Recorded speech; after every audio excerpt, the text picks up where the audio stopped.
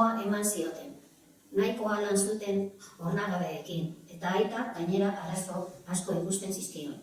Landerak egiteari, saiatu izan zen horretan eta beti gaizki atera zitzaion. Berak nahi zuelako egin zuten erreplikok, eta gero saldo egin zituen.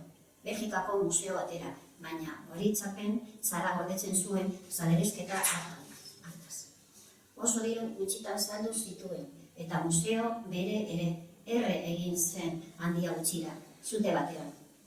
Baina udalek ez zuen etzi, tematu egin zen, beharrezkoak zirela, landeri horiek zientziak aurrera egin zezan. Haren grina ikusita, raskatarrek egindu zioten, 3-4 bat erreplika egingo zituztela, proba gisa. Burutu zituztenean, Estatu Batuetara bidali zituzten bostak erreplikak. Zoritxarrez, aduanan kutxa zabaldu egin zuten eta 7.000 zati egin ziren beirazko loreok. Hala eta guztiz ere, salbatu zirenak hain ziren ederrak. Horren lan fina egin zuten Blaska, aita, semeek, ezen unibertsitatean loreak ikusi zituzten, guztiek oinartu zuten hori zezela bidea. Loreen edertasuna beiraren bitartez esnatzen zela joekin.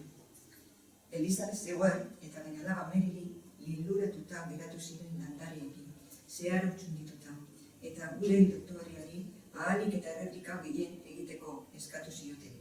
Sinatzeko lehen bailen kontratua Alemanikin eta dirua batin bazen arazoa beraiek jarriko zituztela behar ziren